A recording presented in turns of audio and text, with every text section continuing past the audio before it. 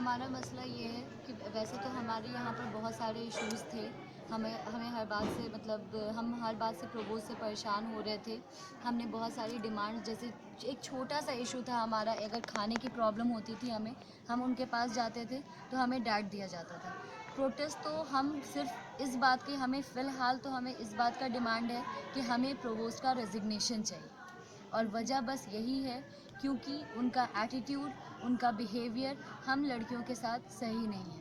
वो हमसे धक्का देकर बातें करती हैं, वो हमें इनार करने की धमकी देती हैं, वो हमारे कैरेक्टर पे सवाल उठाती हैं। और हर कोई जानता है लड़कियों का कैरेक्टर बहुत मायने रखता है, लेकिन हर एक छोटी बात पे हमारे कैरेक्टर को इशू बनाया जाता है। हर एक छोटी बात पे ये बोला जाता है कि पता नहीं आप लोग कहाँ गई होंगी। अगर ज़रा सी लेट होते हैं, 5 मिनट भी हम लेट हो जाते हैं, तो ये सवाल उठता है हम पर कि पता नहीं आप कहाँ से आ रही हैं। हमें 24 घंटे, अगर हम होम गोइंग पे जाते हैं तो 24 घंटे से पहले हमें एंटर करने की इजाज़त नहीं है। और अगर हम इजाज़त मांगते हैं तो ये कहा जाता है कि पता नहीं लड़कियां इतनी रात में कहाँ से आ रही हैं। बहुत वजह होती है हमारे पास, एंट्रेंस होते हैं हमारे पास जो हमें दिल्ली देने जाना होता है। दिल्ली से जब हम वापस हो रहे होते हैं तो जाहिर है एंट्रेंस दिया जाता है। वहाँ देने के बाद जब हम वापस हो रहे हैं तो हमें टाइम लगता है, रात हो जाती है, 9 बज जाता है, 10 बज जाता है, 11 भी बज सकता है। लेकिन अगर उस दिन हम वापस आना चाहते हैं तो नहीं, हाँ आप एंटर नहीं कर सकते। बस ये होता है सवाल कि आप पता नहीं कहाँ से आ रही हैं, एंट्रेंस दे के आ रही हैं या कहाँ से आ रही हैं। ये कैरेक्टर की बात होती है।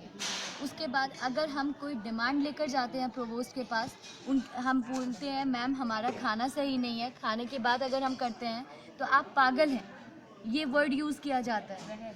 अब वो ये कहती हैं कि मेरा बस करे तो मैं लड़कियों के खाने में जहर मिला दूँ, ये बात इस्तेमाल करती हैं। अगर हम दोबारा उन पे ये बात करते हैं तो इस बात पे डिनाई भी करती हैं, जबकि आईजी की काफ़ी लड़कियां ये बात को हामी भरती है कि हाँ उन्होंने ऐसा कहा है।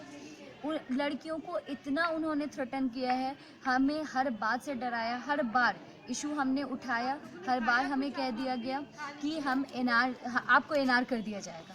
इवन कुछ लड़कियां हमारे पास ऐसी हैं जिन्हें एनआर भी किया गया है, एनआर किया गया है और वापस एनआर से उन्हें बुला भी लिया गया, अपॉलजी लिखकर बुला भी लिया गया। और ये लिखवाया गया उनसे ये लिखवाया गया कि अगर आप किसी भी इवेंट में, ऐसे इवेंट में दिखेंगी तो आप फ़ौरन एनआर हो जाएंगी। उनसे ये लिखवाया गया है ज़बरदस्ती।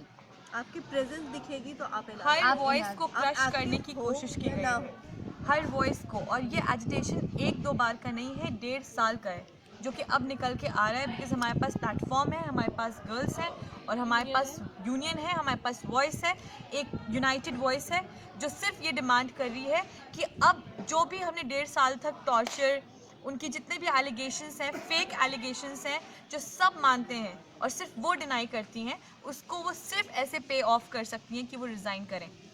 ये हमारा मेन मोटिव है प्रोटेस्ट का।